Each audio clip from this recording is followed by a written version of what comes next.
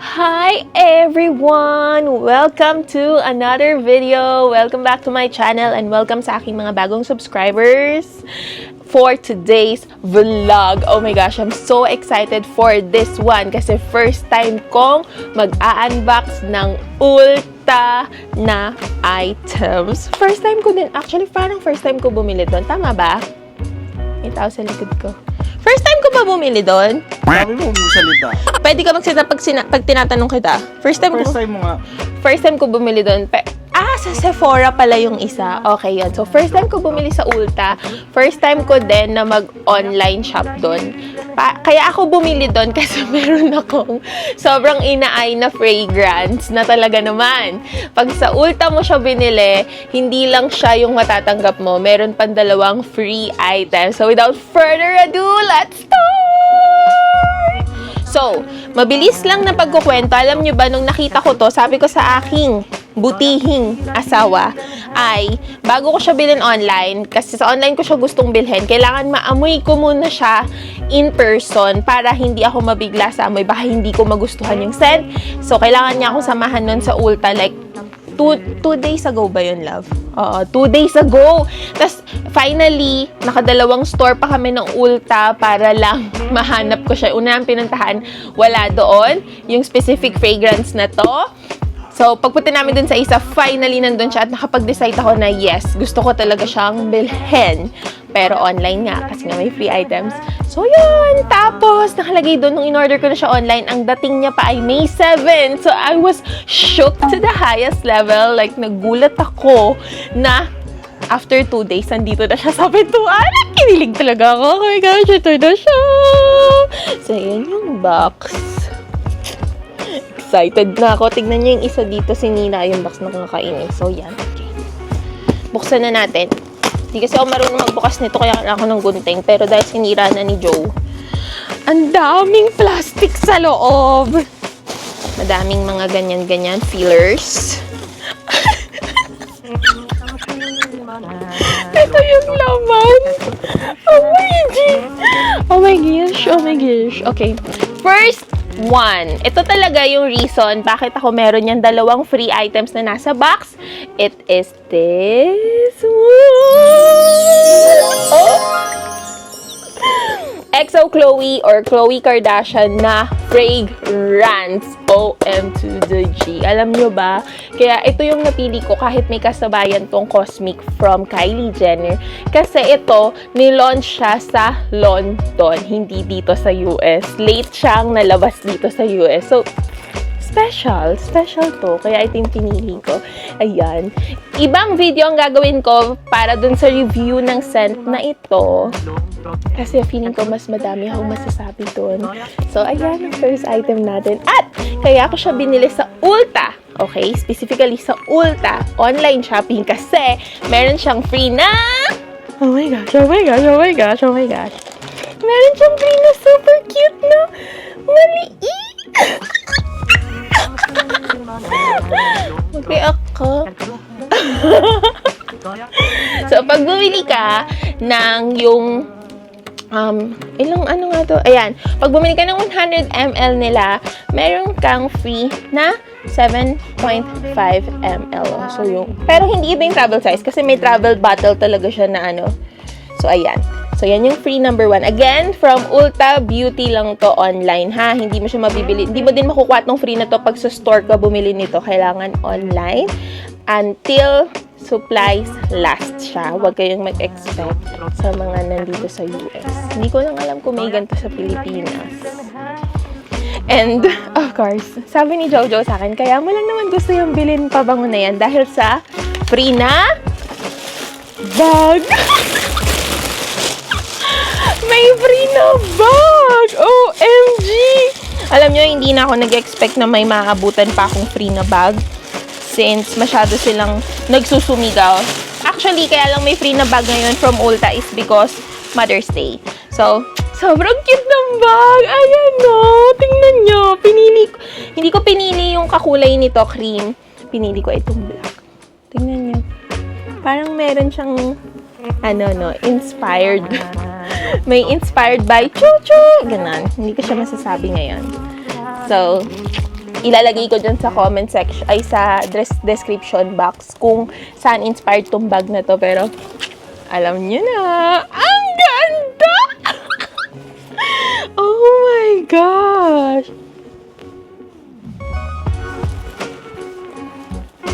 Closer look. 2 words kung ano ang inspiration nitong brand na to. Luxury brand.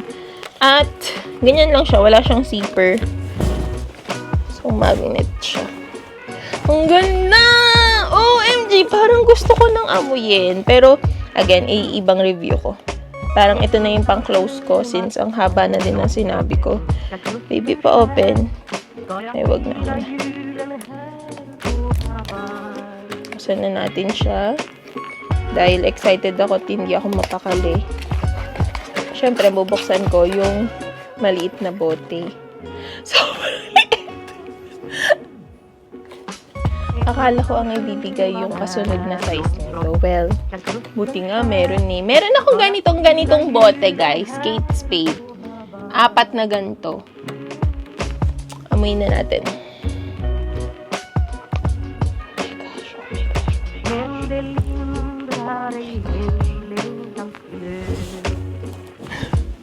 Sobrang bango.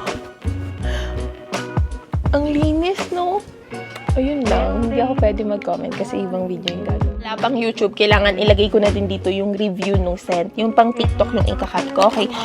So, mag-review na tayo ng scent. Sama natin to sa TikTok. Hi everyone! So, yun nga, nakita nyo na yung previous video ko na nag-unbox ako ng Ulta Beauty na in-order ko online. Now, ito yon yung binili ko and buksan na natin siya at i-review na natin yung amoy. Review na natin yung scent. Bubuksan ko na siya. I-check nyo kung meron dyan sa Philippines nito. Hindi ko alam eh. Or baka pwede nyo siyang bilhin tapos international shipping siya. Tingnan nyo na lang. Tsaka hindi ito masyadong mahal. Hindi, wala pa tong 100, di ba baby? Compared doon sa iba. Oo. So, ganda ng box. Kasi hindi ko na-picturean. Sirain natin yung plastic. Ay, ang simple lang talaga ni Chloe. Tingnan nyo nga yung box ni Chloe, oh. Parang flower lang siya na ganyan. Walang ek. Di katulad dun sa ibang mga bottles. Masyadong... So, here's what's inside. That's the precious bottle. Unang tingin pa lang, obvious na talagang parang sobrang simple lang niya. Tingnan nyo, wala man lang nakalagay sa bote. Wala man lang kahit anong label. Wala man lang nakalagay kahit XO or Chloe. Wala. Sobrang simple ng bote niya. As in, parang ganyan lang. Parang tubig lang. Hindi mo mapagkakamalang pabango. Pero, ayan na yon yung pinaka-design niya, pinaka-style niya. Crystal siya, ganyan. 100 ml to. And, buksan na natin. Ayaw mabuksan. Baka masira ko pa to. Ayun. Okay, nakita ko siya. Habang binubuksan ko, nakita ko, ayun pala ang tag. O, nakalagay. Parang hindi makikita. Ayun, kita pala. Kita nyo? Khloe Kardashian. Andito sa takip. Ngayon, magre-review na tayo ng scent. Hindi ako sobrang maarte o hindi ako masyadong magaling sa mga terminology sa pag-review ng scent. Pero, try natin kung ano ang maaamoy natin dito. Okay? So, dito ko siya ilalagay. Spray natin. 2. Parang sayang. Huwag daw palang i-rub. May napanood ako. Dapat ganyan-ganyan lang. Amuyin na natin siya.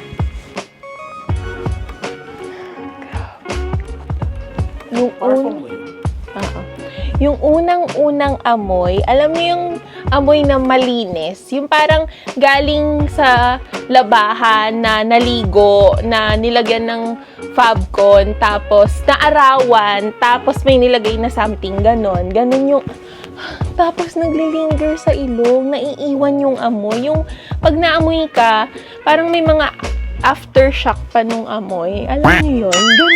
Ganon siya kabango. Amoy mo, baby. Amoyin mo. Hindi siya nagsusumigaw na, oy, nakapabango ako. Hindi siya ganun. At ito pa ha, nung nag-try ako, nung nagpunta kami sa Ulta, tapos nag-spray ako, nung hinubad ko na yung damit ko, kasi nga nakapagpigan yung spray ko sa sarili ko, nung hinubad ko na yung damit ko, grabe. Ay, grabe talaga. Amoy babae. Amoy babae yung scent. Isa pang amoy. May naamoy akong bulaklak. Amoy mo. May amoy bulaklak. Meron din siyang amoy bulaklak. Alam nyo, wala kasing... Ayun, ito pala. Meron palang nakalagay sa ilalim. Tignan natin kung nakalagay dito ang mga amoy. Okay, so amoy, may citric acid siya. Tapos yun lang. Andun nga pala. Hindi ko kasi binasa. Nandun sa Ulta nung nag-order ako. Doon nakalagay ko ano yung mga notes niya. So, grabe. Ito yung amoy na parang hindi siya nagsusumigaw. Hindi siya nagsusumigaw. Pero, pag inamoy ka parang, ay, ang bango niya, ganun. Hindi siya yung, pag dumating ka, ay, ang bango mo naman. Tapos, yun na yun. Kasi, nabigla eh.